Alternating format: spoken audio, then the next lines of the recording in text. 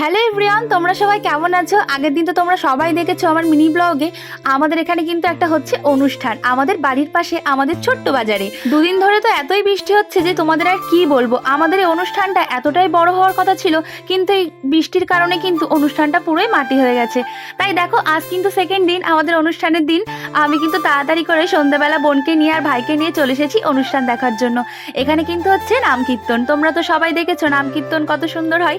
আর এই দেখো কি সুন্দর করে সাজিয়েছিল এখানে কুঞ্জঘরটা এতটা সুন্দর করে সাজিয়েছিল যেন মনে হচ্ছিল পুরো বিয়ে বাড়ির থেকেও কম কিছু যেন কুঞ্জঘরে সাজায়নি। আর দেখো কত লোক হয়েছে। এই ঝড় বৃষ্টির মধ্যেও যে এত লোক হবে আমি কিন্তু ভাবতেই পারিনি। আমাদের অনুষ্ঠানটা এমন টাইমে ফেলা হলো যে এই ঝড় বৃষ্টির কারণে অনেকটাই কিন্তু আমাদের অনুষ্ঠানটা ক্ষতি হয়ে গেছে। খাওয়া দাওয়ার ক্ষতি বলো, সব কিছুতেই অনেকেই কিন্তু আসতে পারিনি এই অনুষ্ঠানে। এখানে দেখো আমি কিন্তু অনেকক্ষণ ধরে বসে বসে গান শুনছিলাম।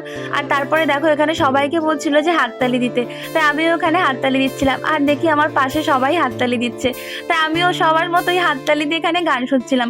সত্যি কথা বলতে এখনকার হরে কৃষ্ণগুলো আমি এতই মন দিয়ে শুনি যে কি বলবো। এখন তো আগে অত বুঝতাম না হরে কৃষ্ণ মানে কি, হরে কৃষ্ণ ভাবতাম শুধুই হয়তো হরে কৃষ্ণ বলে, এটা আবার কেমন গান। কিন্তু এখন সত্যি এত ভালো লাগে, মনে হয় যে উঠে দাঁড়িয়ে পুরো নাচ করি। ডিজে গানের থেকেও কোনো কিছু কম যায় না এখনকার হরে কৃষ্ণ। এই আমার বাবার, আমি এখন এখানে বাদাম খাচ্ছি। আর এই দেখো, আর তারপর এখানে একে করে দিচ্ছিল, দেখতেই পাচ্ছ, ঠাকুরের প্রসাদ। আর শুধু কিন্তু এই প্রসাদই ছিল না, আমাদের জন্য কিন্তু অন্নভোগও ছিল। তো এই তারপরে অন্নভোগ খেয়ে ঝড় বৃষ্টির মধ্যে আমরা তাড়াতাড়ি বাড়ি চলে এসেছিলাম। তার মধ্যেও কিন্তু শুরু হয়ে গেছিলো এই লেভেলের বৃষ্টি। তো তোমাদের ভিডিওটা কেমন লাগলো অবশ্যই জানিও, আর এইভাবে আমার পাশে থেকো।